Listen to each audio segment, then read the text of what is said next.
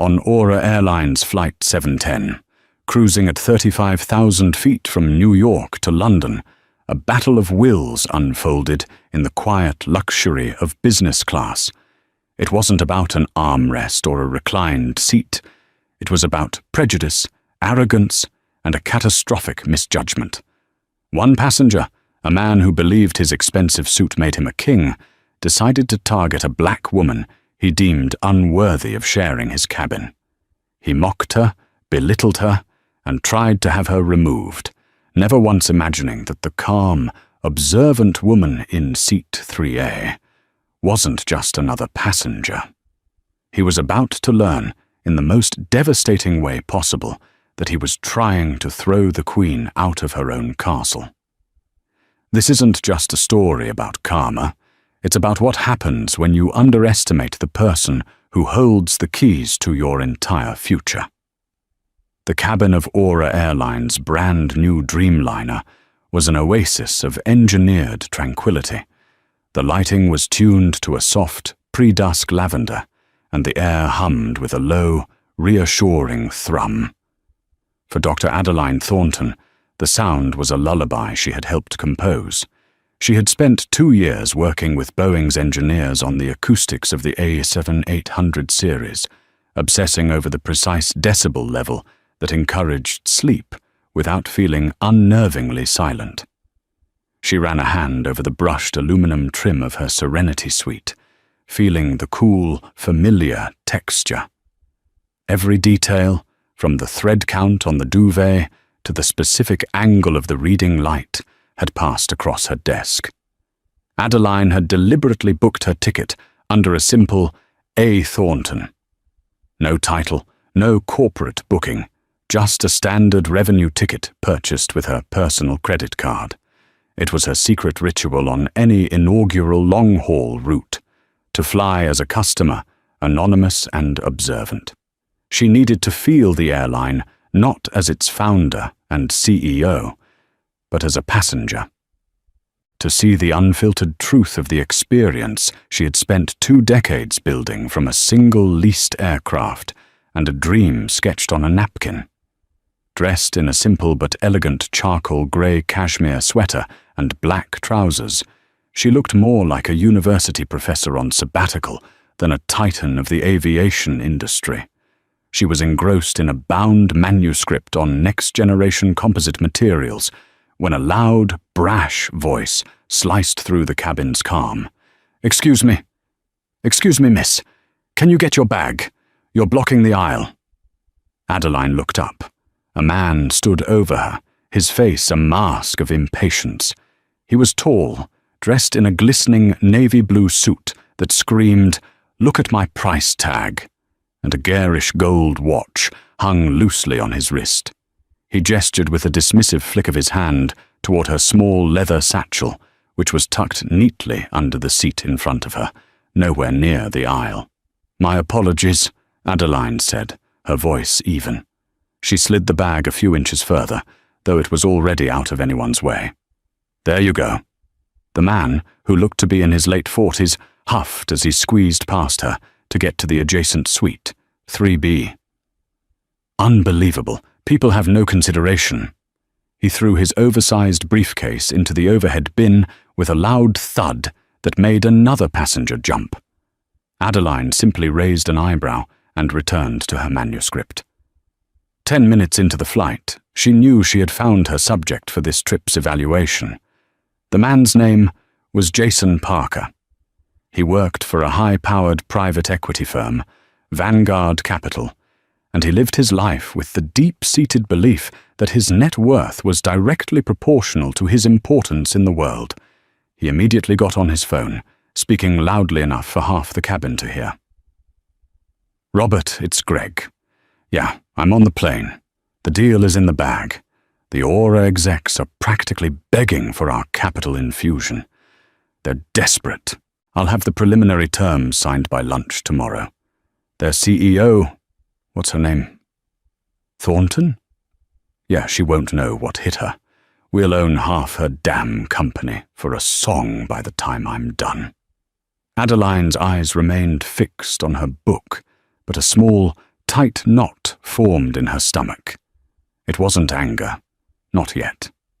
It was a cold, familiar sense of disappointment.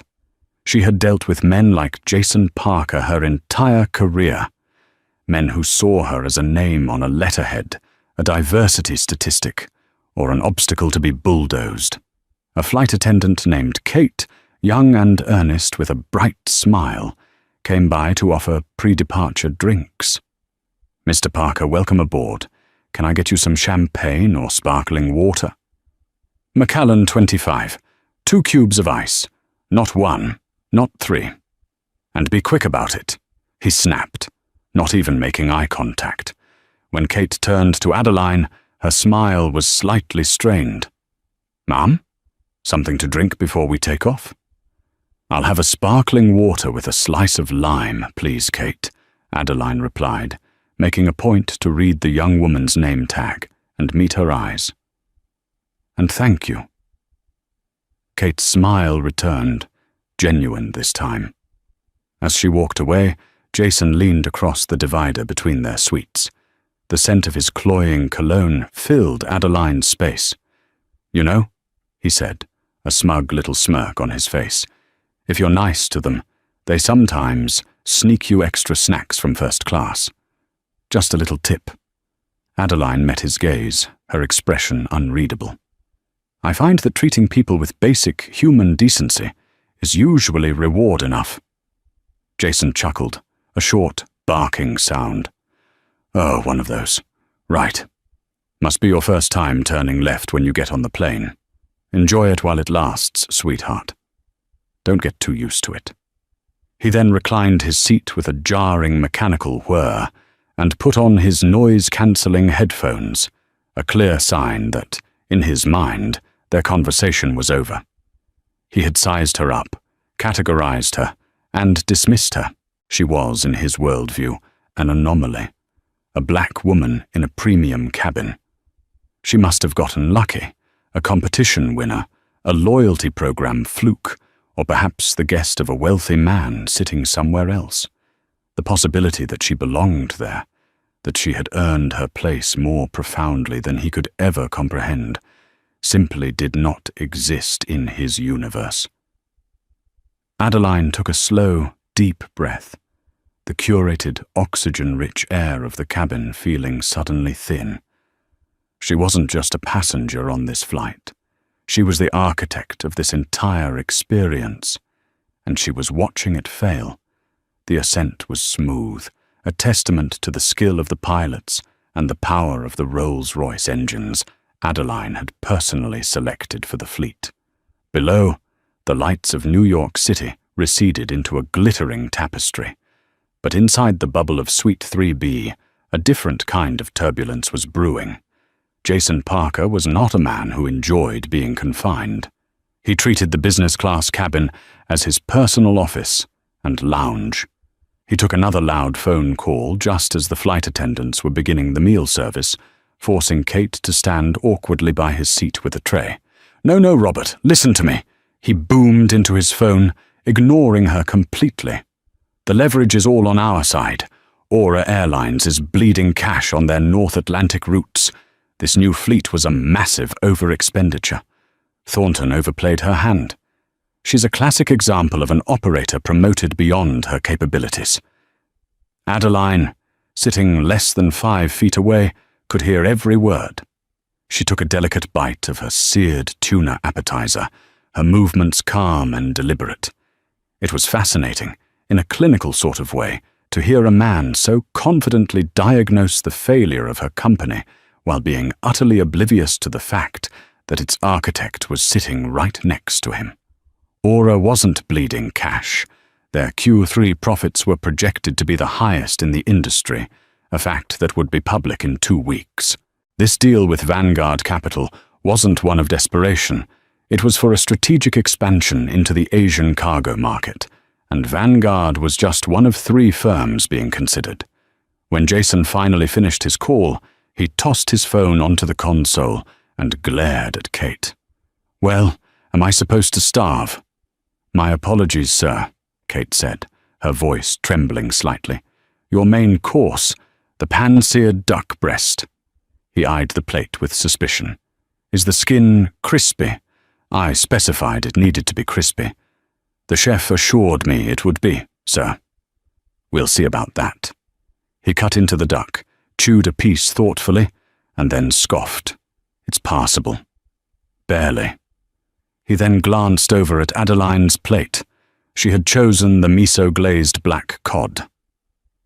Should have gotten the fish, I suppose. Probably more your speed, anyway.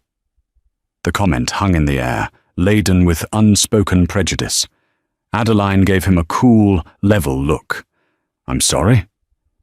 You know. He waved his fork vaguely. Simple. Uncomplicated. Before Adeline could formulate a response, he turned his attention back to Kate. And this wine you've paired with it, he said, swirling the deep red Bordeaux in his glass. It's a Chateau Margaux, but it tastes like a 98. You've given me a weak vintage. Did you think I wouldn't notice? Bring me the bottle. Frazzled, Kate scurried back to the galley. Adeline could hear the hushed, frantic whispers between her and the senior flight attendant, a polished man named David. David approached a moment later, the bottle in hand, his smile a mask of professional placation. Mr. Parker, sir. My apologies for any dissatisfaction. This is our 2015 vintage, I assure you. It's been receiving excellent reviews. Jason squinted at the label. Fine, whatever. Just leave it. But his irritation had found a new target. His eyes kept flicking over to Adeline. She was working now, her laptop open, displaying complex schematics of a fuel injection system. The sight seemed to offend him on a fundamental level. Doing a little homework? He asked, his voice dripping with condescension. Let me guess. Community college? Trying to get that nursing degree? Something like that, Adeline replied, not looking up from her screen. It's mostly fluid dynamics and thermodynamics, a little light reading. This seemed to enrage him further. He saw her composure as a challenge to his dominance. He pressed the flight attendant call button, the chime piercing the quiet cabin. David appeared instantly. Yes, Mr. Parker, how can I help?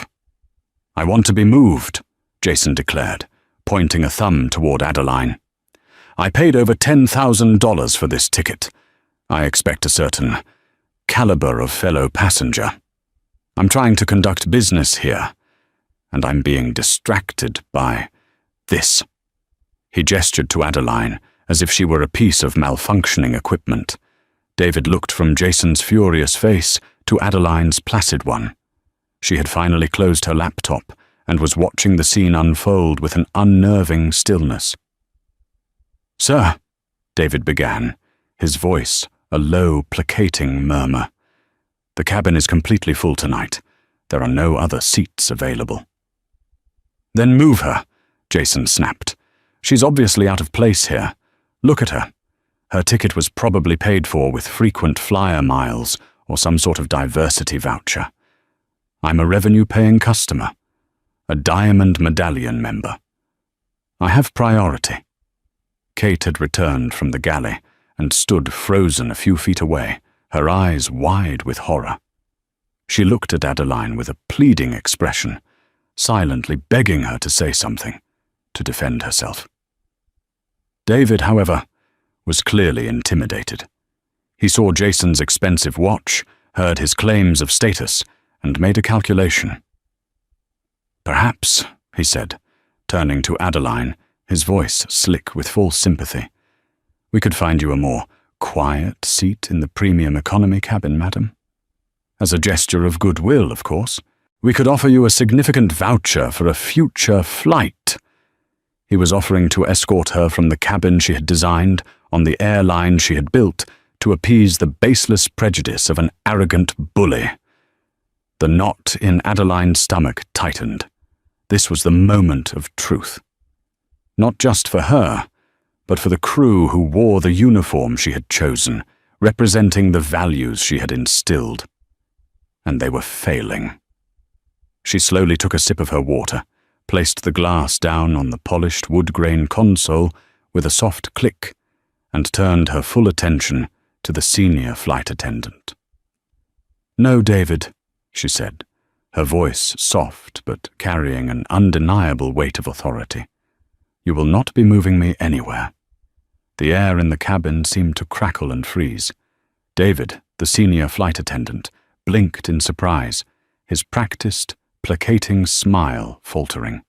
He wasn't accustomed to a passenger in this situation refusing such a generous offer. Usually they would take the voucher and avoid a scene. Jason Parker let out a triumphant, ugly laugh. "See? Entitled.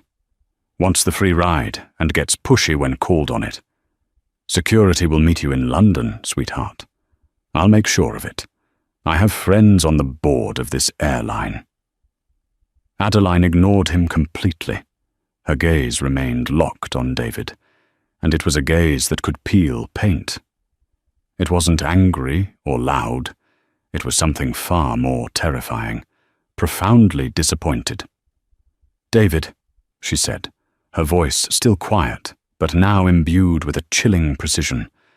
"What is Aura Airlines' core principle number 1? David stammered, caught completely off guard by the question. "Ma'am? Our core principles. They are printed on the back of every employee ID badge and are the opening slide in every single training module. What is number 1? Sweat beaded on David's upper lip. He looked wildly from Adeline to Jason, as if trying to figure out what was happening. "It's, every passenger, every journey, matters?" "Close," Adeline corrected, her tone icy. "The full principle is, we treat every soul who steps onto our aircraft with equal dignity and unwavering respect." "You seem to be struggling with the equal part tonight, David. You saw a man in an expensive suit, and you heard a woman who didn't fit his stereotype, and you made a choice. You chose to validate his prejudice." Jason scoffed. "Who the hell do you think you are, quoting company policy? You work in HR. Did you memorize the employee handbook for fun?" Adeline finally turned her head, slowly to face him. The full force of her calm, commanding presence washed over him. For the first time, a flicker of doubt entered his eyes. "Mr. Parker," she began, "you've made a lot of assumptions tonight. You assumed I didn't belong here. You assumed my intelligence was simple. You assumed I was an easy target you could have removed for your own comfort. Every one of those assumptions was wrong." She paused, letting the weight of her words settle in the suddenly silent cabin. Passengers in nearby suites had removed their headphones and were unabashedly listening. "You complain about the wine," she continued, her voice a clinical dissection of his behavior. "This 2015 Chateau Margaux was selected by a panel I personally chaired 2 months ago because its notes of blackcurrant and violet pair perfectly with the umami of the duck at high altitude, where taste buds are dulled. You complained about your seat. I led the design team for this Serenity Suite for 18 months, working with Safran to pioneer a new type of memory foam that adapts to micropressures during long-haul flights. The slight vibration you feel in the armrest isn't a flaw. It's the patented Aura Calm haptic system, designed to reduce travel fatigue by 22%, a fact proudly stated on page 3 of the welcome booklet you tossed on the floor. She gestured around the cabin. The lighting, the acoustics, the specific grade of leather on your seat, the very uniform this man is wearing. I signed off on every single one. You see, you claim to have friends on the board of this airline. She leaned forward just a fraction of an inch, her eyes boring into his. I am the board. A collective gasp was audible from the surrounding seats. David's face went completely white, as if he'd seen a ghost. Kate, standing by the galley door, brought a hand to her mouth, her eyes wide with dawning realization. Jason Parker's smug expression dissolved, replaced by a slack-jawed confusion. "What? What are you talking about?" Adeline delivered the final, devastating blow, her voice dropping to an almost confidential whisper that was somehow louder than all his shouting had been. "My name is Dr. Adeline Thornton. I'm the founder and CEO of Airlines." She let that hang in the air for a full 10 seconds. "And you are sitting in my seat, on my plane, insulting me. You didn't just misjudge a fellow passenger, Mr. Parker. You made the catastrophic error of believing that I couldn't possibly have built the very thing you were sitting in." She looked past him to the petrified senior flight attendant. "David, get Mr. Parker another whiskey. On the house. It appears he's going to need it. Then, meet me in the forward galley. We have your career to discuss." Without another glance at the stunned, speechless man beside her, Adeline Thornton stood up, her movements fluid and purposeful, and walked toward the front of the plane, leaving a trail of shattered arrogance in her wake. The Queen had just put the court jester firmly in his place. The walk to the forward galley was the longest 10 feet of David's life. Every eye in the business class cabin followed him. The atmosphere had changed completely. The quiet hum of the engines was now filled with a tense, suffocating silence. Jason Parker sat bolt upright in his suite, his face a ghastly shade of pale, the Macallan 25 untouched on the console beside him. He looked like a man who had just watched his entire life flash before his eyes and realized it was a horror film. Inside the galley, Adeline stood with her arms crossed, her back to the door, staring at the polished steel coffee machine. Kate was there too, looking terrified, as if she were about to be fired for simply witnessing the event. David entered, closing the curtain behind him. "Dr. Thornton, I'm so sorry. I had no idea. Adeline held up a hand, cutting him off. She turned around, her expression not one of anger, but of deep, weary fatigue. "It shouldn't matter who I am, David. That is the entire point. Your job is to enforce the principles of this airline, not to bow to the loudest, most belligerent passenger. What you did was not de-escalation. It was capitulation. You offered to sacrifice one passenger's dignity for another's comfort. That is not the Aura way." "He said he was a Diamond Medallion member, that he had influence," David pleaded, his voice cracking. "And you took him at his word, without question," Adeline countered. "For your information, his status is gold, and it's a corporate benefit. He flies this route twice a year. The woman in 7D is one of our original investors and flies with us monthly. The gentleman in 2A is a famous conductor who charters our planes for his orchestra. You assumed the man shouting was the most important person in the room. That is a failure of judgment that I cannot afford to have at 35,000 feet." She looked at him, and David felt his career evaporating. "Upon landing at Heathrow, you will be placed on administrative leave pending a full review. You will report to HR at 9 a.m. on Monday. Is that clear?" "Yes, Dr. Thornton," he whispered, his shoulders slumping in defeat. Adeline then turned her attention to Kate, whose eyes were filled with tears. "Kate," she said, her voice softening considerably, "you were frozen. Why didn't you intervene?" I didn't know what to do," Kate stammered. "David is my superior. I was scared of Mr. Parker.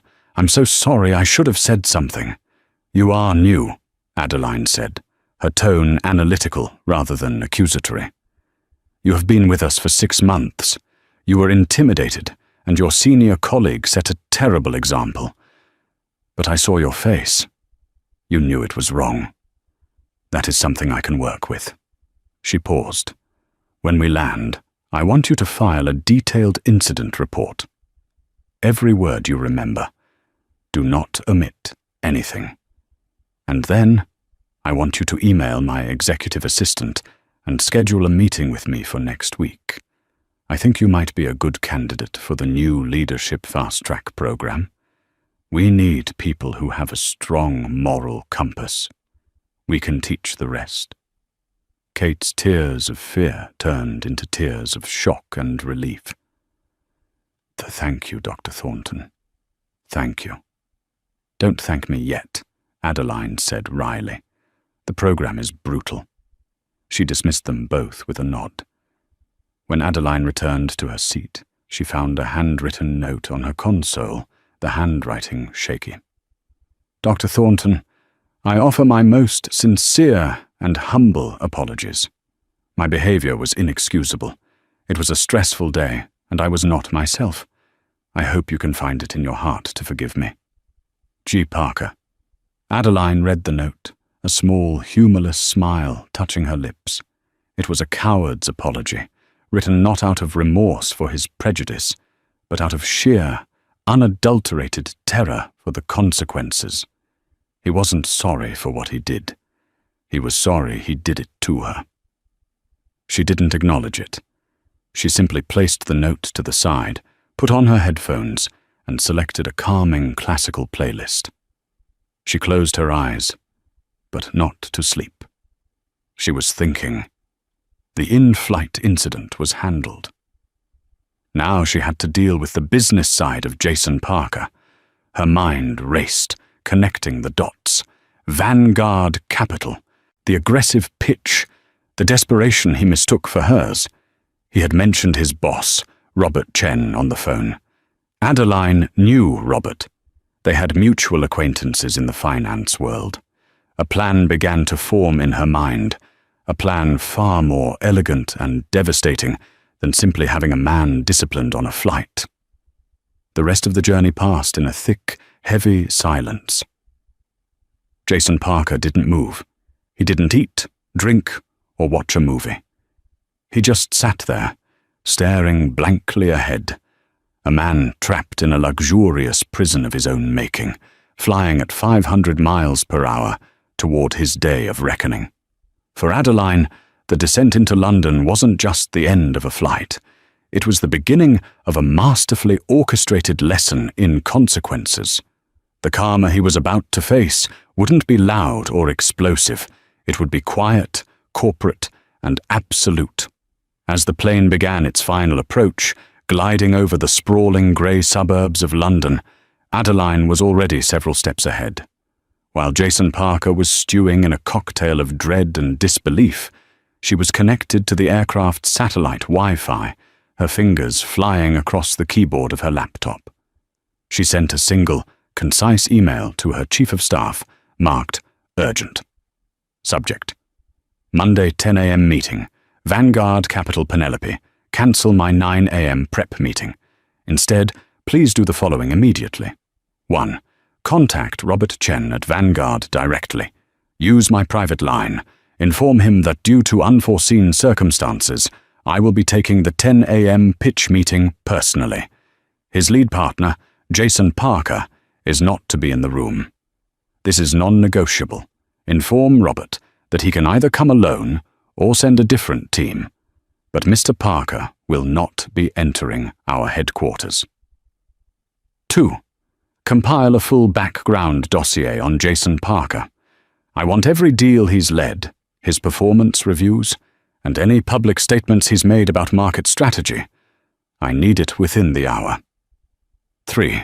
Have our legal team draft a preliminary termination clause for the Vanguard Capital exclusivity period, citing a material breach of professional conduct and a fundamental misalignment of corporate values.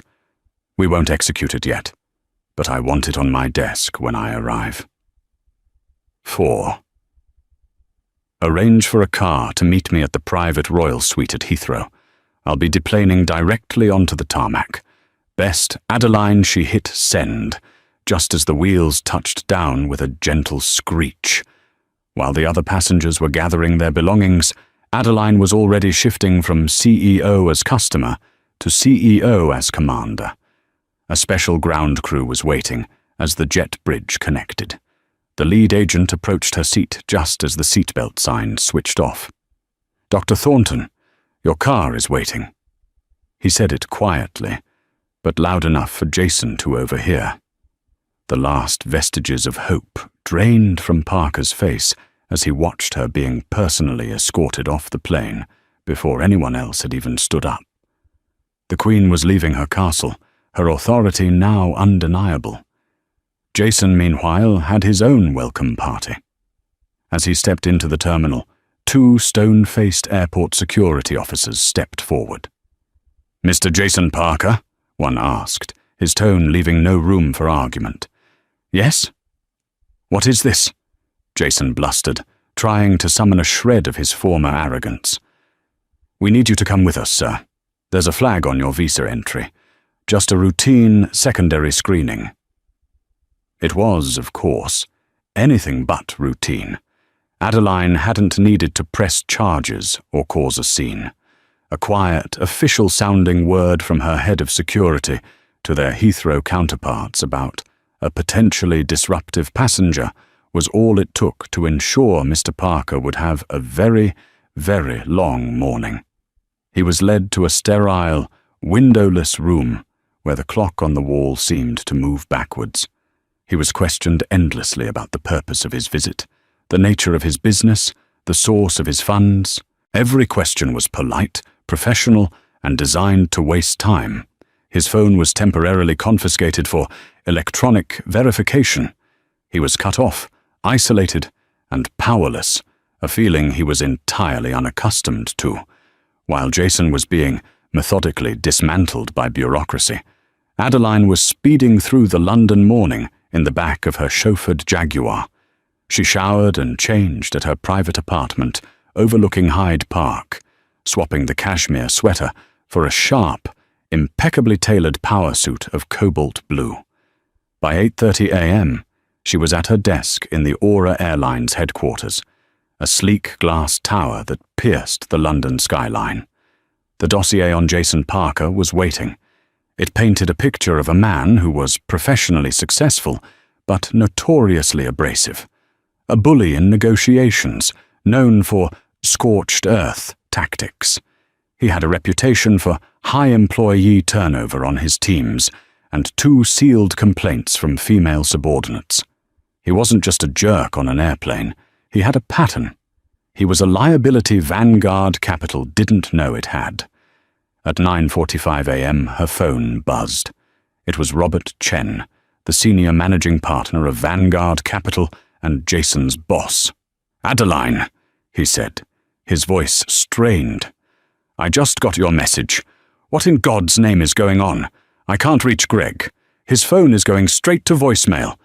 Is this about the deal terms? Because if it is, we can be flexible." Airline leaned back in her chair, gazing out at the city. "The terms are not the issue, Robert. The issue is personnel.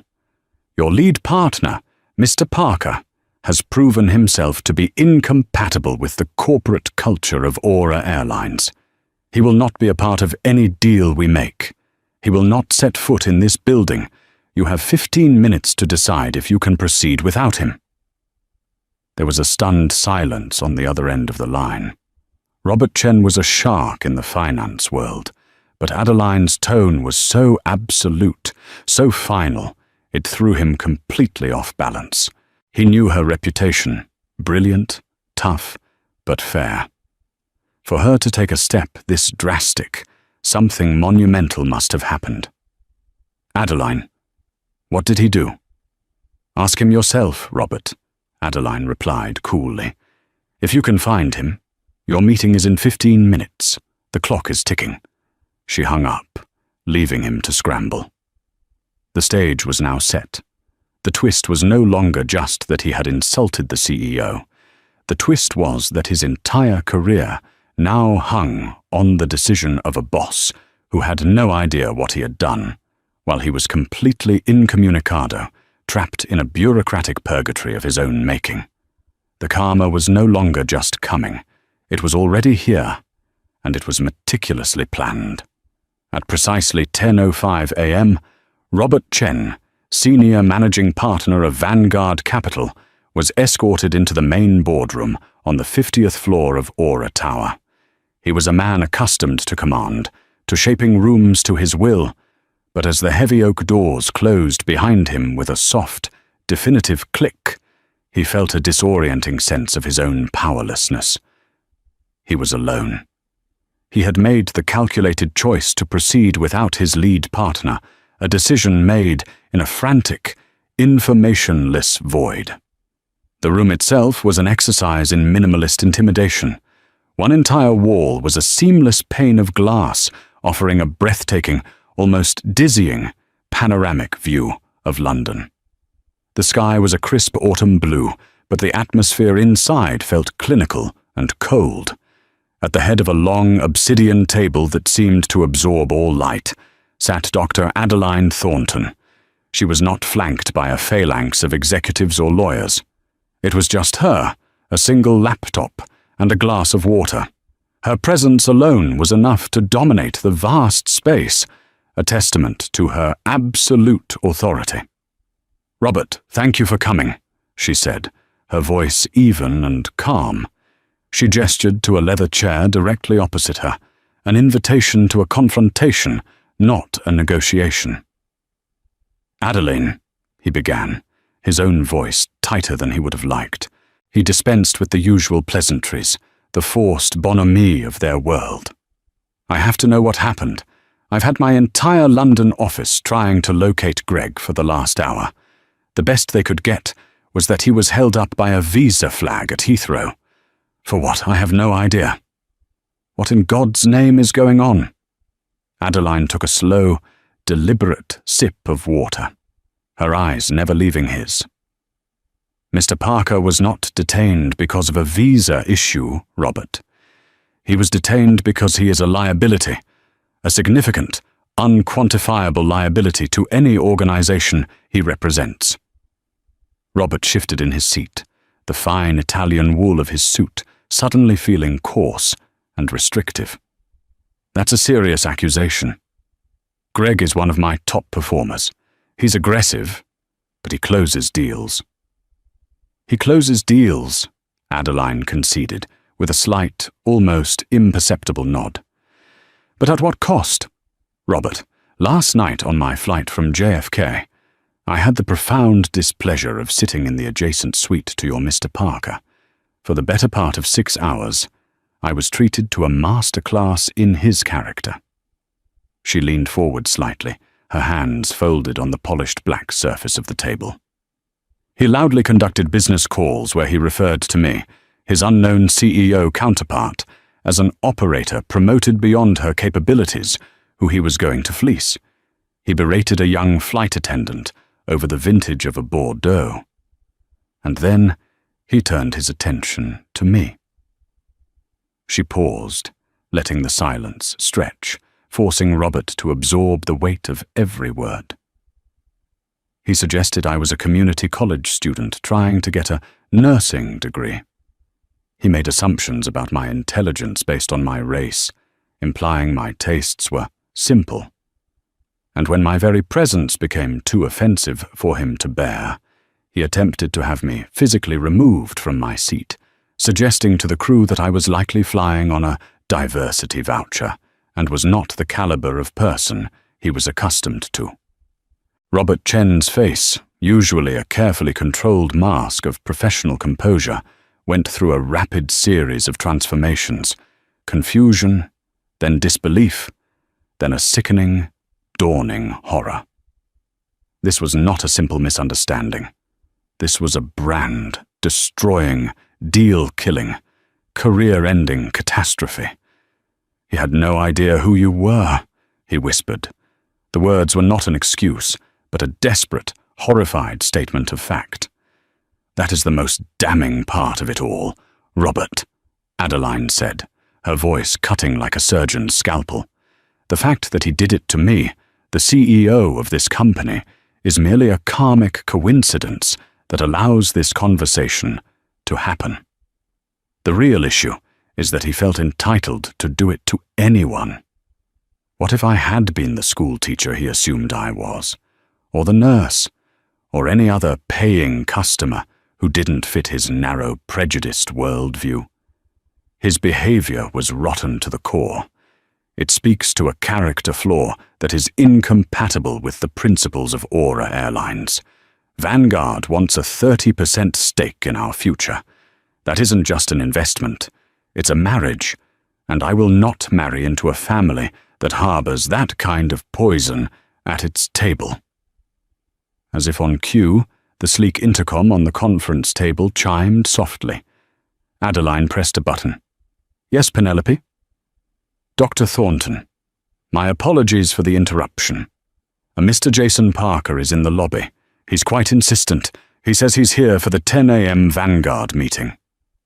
Adeline held Robert Chen's terrified gaze for a long beat. A silent, brutal understanding passed between them. Then, with a chilling placidity, she spoke into the intercom. "Send him in." A moment later, the boardroom door swung open. Jason Parker strode into the room, a man propelled by a frantic, kinetic energy. His suit, so impeccable on the plane, was now wrinkled. His tie was slightly askew, and his face was slick with the sweat of anxiety and a frantic taxi ride from Heathrow. He looked like a man who had just run a marathon through a nightmare. "Robert, thank God," he burst out, his voice a ragged gasp. He was so focused on his boss, on the relief of seeing a familiar face, that he didn't immediately scan the rest of the room. It was a complete disaster. Some bureaucratic moron flagged my passport, a total mix-up. They kept me in a back room for hours. I ran here as soon as they let me go. I can explain everything. We can still save this, His voice hitched, then died completely in his throat. His tirade had carried him halfway across the room. And now, as he finally turned his attention to the head of the table, his brain registered the scene. He stopped dead. He saw the cobalt blue suit. He saw the calm, unreadable face. He saw the woman from seat 3A. But she wasn't in a cashmere sweater, tucked into a serenity suite. She was seated at the apex of power, framed by a skyline she seemed to own, radiating an authority that was as absolute and unforgiving as gravity itself. The floor seemed to drop out from under him. The sounds of the city outside faded into a dull roar in his ears. Every arrogant word, every sneering insult, every dismissive gesture from the flight replayed in his mind. But this time they were amplified, echoing in the vast, silent tomb of the boardroom. The woman he had tried to have thrown out of business class was the gatekeeper to the biggest deal of his life.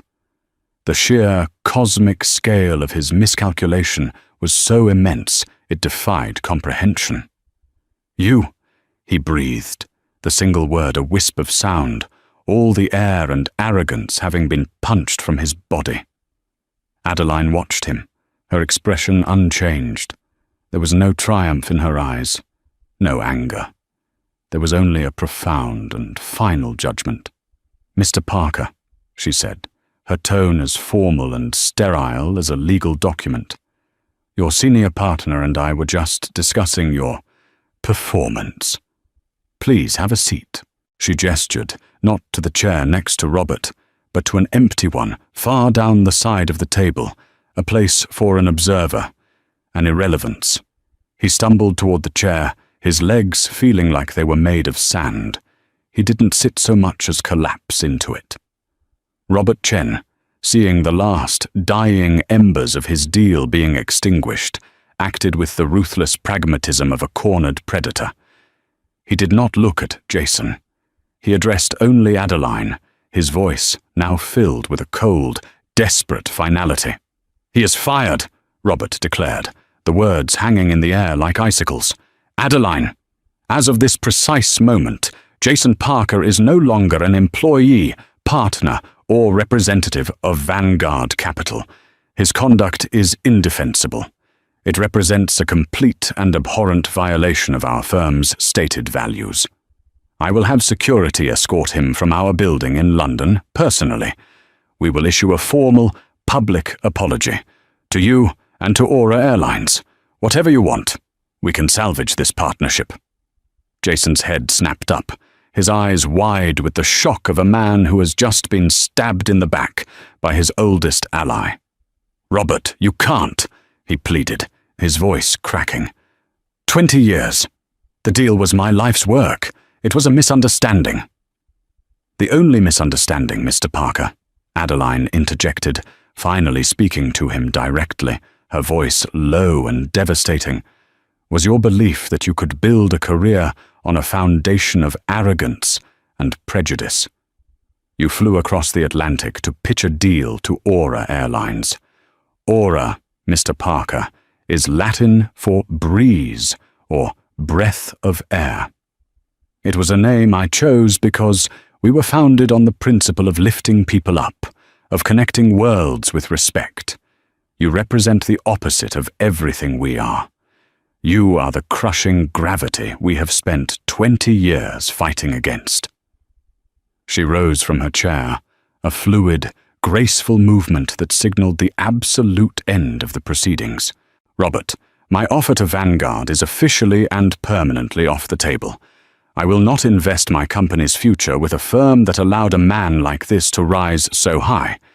His behavior is not an anomaly. It is a symptom of a systemic rot, and I will not allow that disease anywhere near my organization. We will be proceeding with one of your competitors. Our legal team will be in touch regarding the dissolution of our preliminary agreements." She looked down the long, polished table at the broken, trembling man in the expensive suit. "As for you, Mr. Parker, I trust you'll find your own way out. You should know that the story of why the Vanguard deal collapsed, the real story, will be known throughout our industry by lunchtime.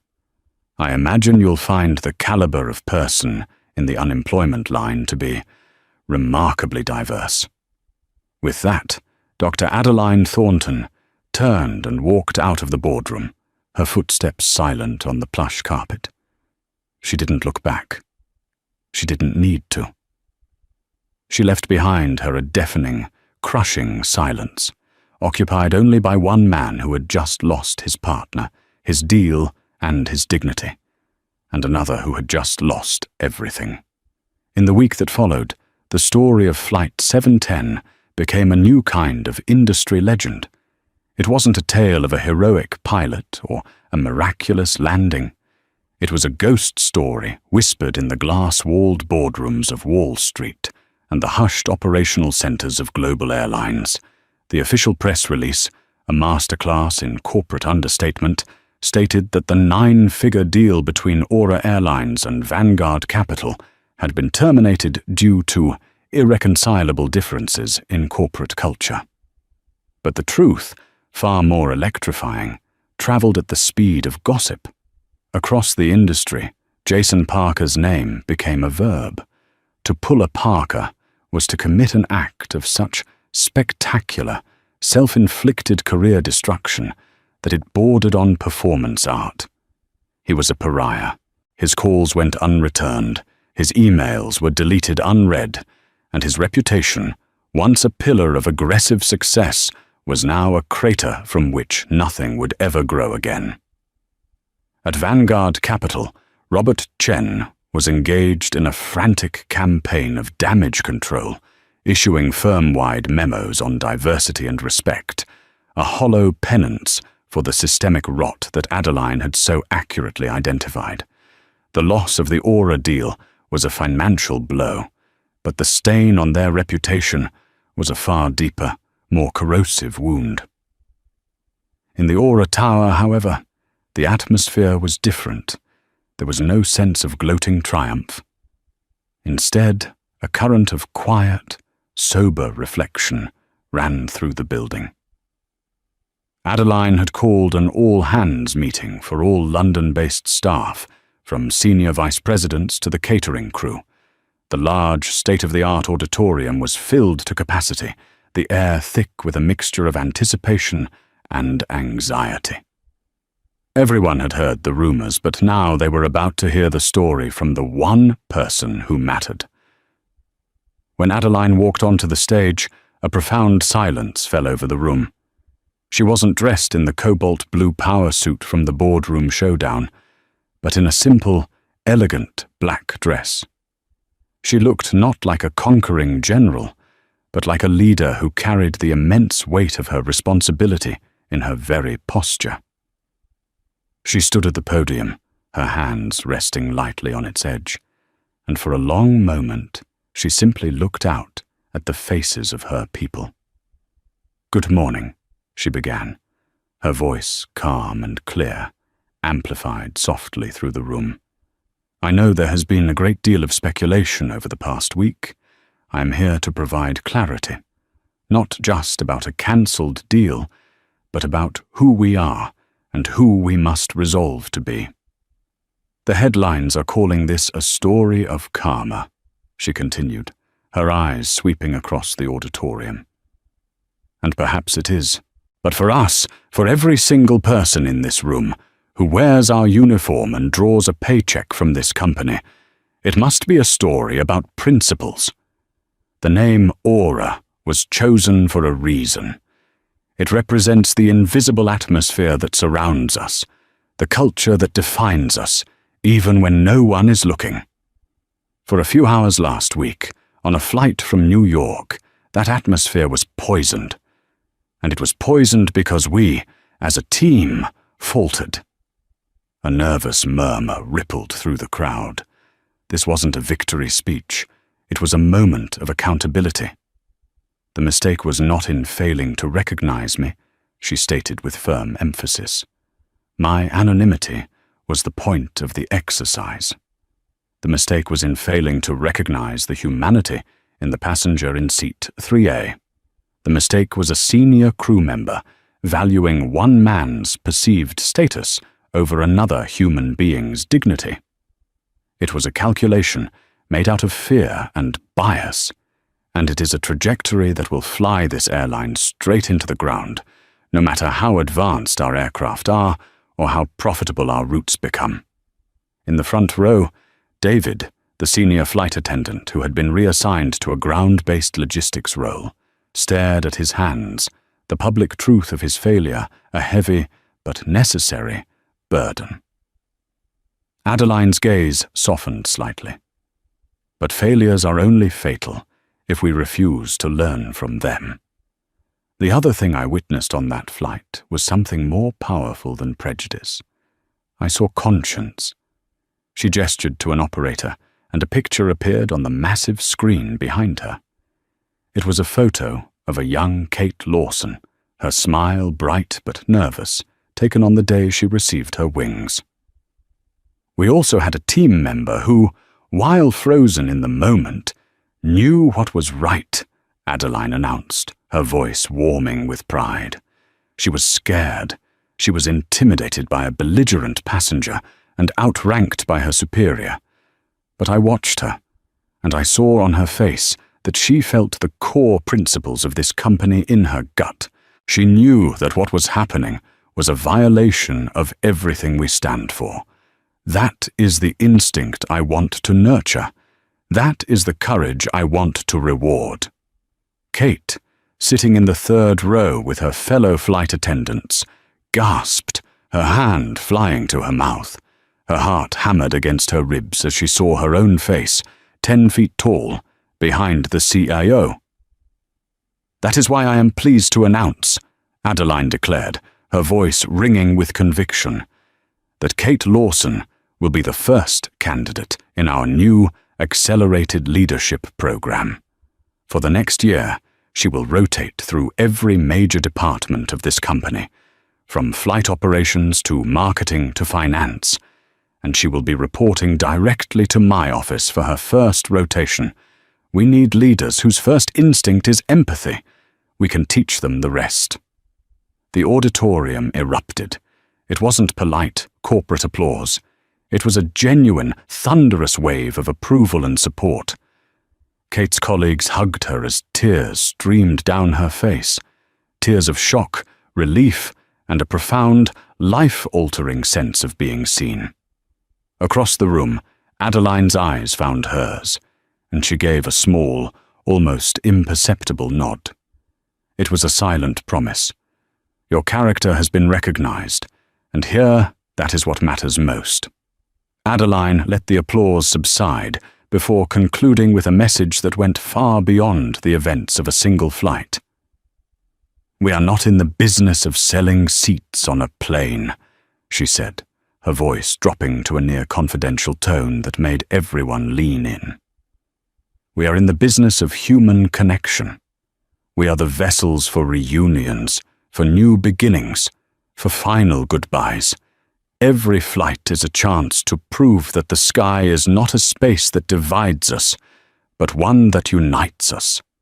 Let's not waste that opportunity. Let's be the aura we were meant to be." Later that afternoon, Adeline stood alone by the panoramic window of her office. The setting sun cast long shadows across the city, painting the sky in hues of orange and violet. She watched an A7-800 Dreamliner, her Dreamliner, its silver fuselage catching the last light of day as it gracefully climbed into the sky on its journey east. She had built this airline not just with composite materials and billion-dollar contracts, but with the memories of 1,000 slights, 100 doors slammed in her face, and a dozen men like Jason Parker who had dismissed her on sight. For years, her only recourse had been to work harder, be smarter, and rise higher. Now, from this vantage point, she had the power not just to rise, but to lift others up with her. The incident had been a stark, painful reminder of the world outside the bubble of her success. But it had also been a vital test of the corporate vessel she had built. It had revealed a leak, but it had also shown her the strength of its core structure, the integrity of people like Kate. The breeze, she knew, was blowing in the right direction again. She watched the plane until it was just a tiny, fading glint in the twilight, a promise of a destination. And she, its architect and pilot, felt the controls firmly, and finally, in her hands. That is the story of how a single flight became the ultimate downfall for an arrogant man and a defining moment for a powerful leader. It's a stark reminder that the person you look down on today might be the one who determines your tomorrow. This wasn't just about a satisfying moment of karma. It was about the collision of two worlds, one built on prejudice and entitlement, and another built on integrity, vision, and a quiet, unshakable strength. Dr. Adeline Thornton didn't just win a confrontation, she reaffirmed the very soul of the empire she created. What do you think? Was the corporate karma more powerful than simply having him arrested? Let us know your thoughts in the comments below. If this story resonated with you, and you believe that respect is a currency that should never be devalued, please hit that like button, share this video with someone who needs to hear it, and be sure to subscribe to the channel for more true-to-life stories that explore the dramatic consequences of our choices. Thank you for listening,